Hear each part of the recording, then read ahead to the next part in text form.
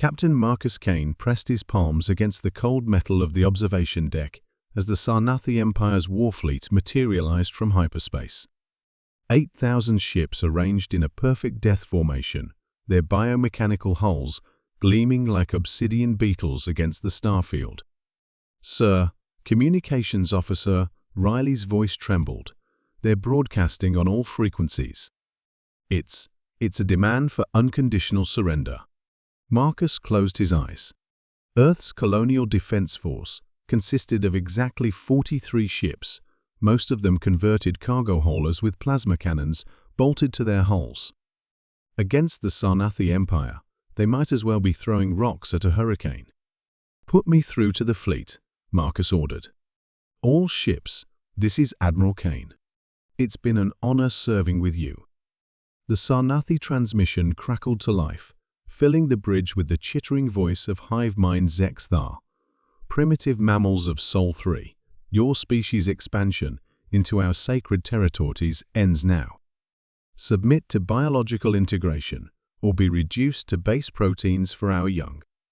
Marcus was about to respond when his ships, AIARIA, spoke up with unusual urgency. "Captain, I'm detecting an automated distress beacon from the Mariana Research Station. It's strange. The signal is using quantum encryption protocols that won't be invented for another 50 years. "That's impossible.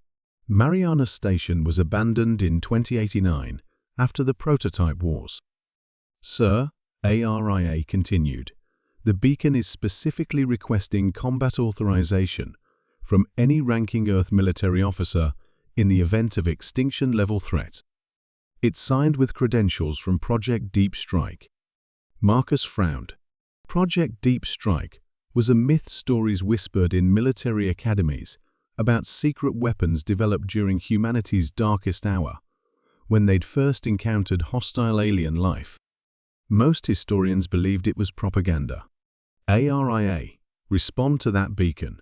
Authorization Kane 7 Alpha Charlie. Authorization accepted. "Captain, I'm reading massive power fluctuations from the ocean floor. Whatever's down there is waking up." 11 kilometers beneath the Pacific Ocean, something that had waited in the crushing darkness for over 2 centuries began to move. The automated systems of Research Station Mariana flickered to life, their quantum processors analyzing the tactical situation above. The Sarnathi fleet advanced with predatory confidence. Their bioships pulsed with organic weaponry living cannons that fired concentrated acid tentacle arrays that could tear apart starship hulls, and viral pods designed to corrupt enemy electronics. Admiral Riley called out, "Sonar is detecting something massive rising from the ocean." "The displacement readings are..." "Sir, it's impossible. Nothing that large could exist without us knowing about it." The Pacific Ocean began to boil. What emerged defied every law of engineering Marcus thought he knew. The craft, if it could be called, that was 3 kilometers of seamless dark metal, shaped like a predatory fish. It had no visible weapons, no apparent propulsion, no recognizable technology at all. It simply rose from the depths and hung in Earth's atmosphere like a sleeping Leviathan. Hive mind Zexthar's chittering grew agitated. "What is this primitive vessel? Our biosensors detect no life signs, no power signatures. Destroy it." 1,000 Sarnathi ships opened fire simultaneously. Bioplasma and acid streams converged on the mysterious craft, enough firepower to vaporize a small moon. The weapons simply vanished upon contact. Not absorbed, not deflected, they ceased to exist the moment they touched the dark hull. Then the craft spoke, not through radio waves, but by manipulating gravitational fields to create sound waves in space itself, a technology that shouldn't have been possible. "I am the Leviathan Protocol. Deep Strike Project Classification, Omega Black. I have been waiting." What happened next would later be called the 7-Minute War, though in truth, it lasted exactly 4 minutes and 17 seconds. The Leviathan moved through space like it was swimming through water, defying momentum and physics. It didn't fire weapons, it simply touched enemy ships, and they came apart at the molecular level. Where the craft passed, Sarnathi bioships dissolved into their component atoms, their living hulls screaming as they died. But the true horror wasn't the destruction, it was the precision. The Leviathan somehow knew exactly how each enemy ship functioned, targeting not their weapons or engines, but their nervous systems. The biomechanical vessels of the Sarnathi didn't just die. They suffered as they were systematically vivisected by something that understood their biology better than they did. Impossible, Zex there broadcast in panic. Our ships are immune to technological warfare. They are living beings. I know, the Leviathan replied calmly. I was built to fight living ships. You are not the first organic empire to threaten my creators. The final Sarnathi vessel, Zexthar's flagship, attempted to flee, but the Leviathan was already there, having moved through folded space to intercept.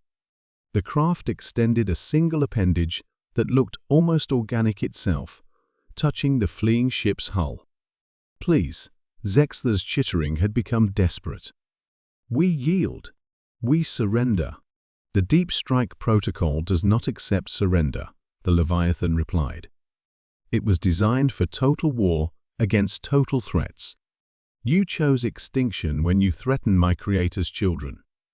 The flagship dissolved like sugar in rain. Marcus watched in stunned silence as the Leviathan turned toward Earth. For a moment, he feared humanity had awakened something beyond their control. But the craft's voice became gentle, almost paternal. Threat neutralized, Admiral Kane.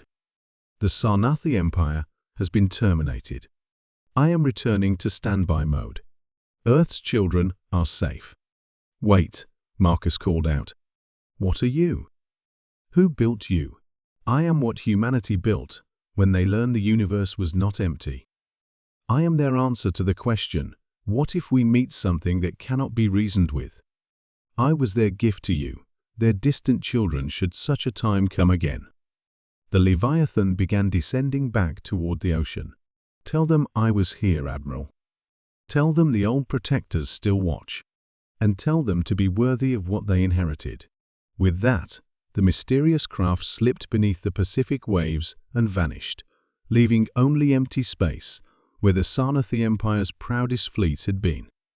Marcus stood in silence, realizing that humanity's ancestors had been far more formidable than anyone had imagined. They had built guardians in the deep places of the world, weapons that could end empires, and then forgotten about them. Perhaps, Marcus thought, that was for the best. Some protectors were too powerful to remember until they were desperately needed. Earth's children had always been watched over. They just never knew it.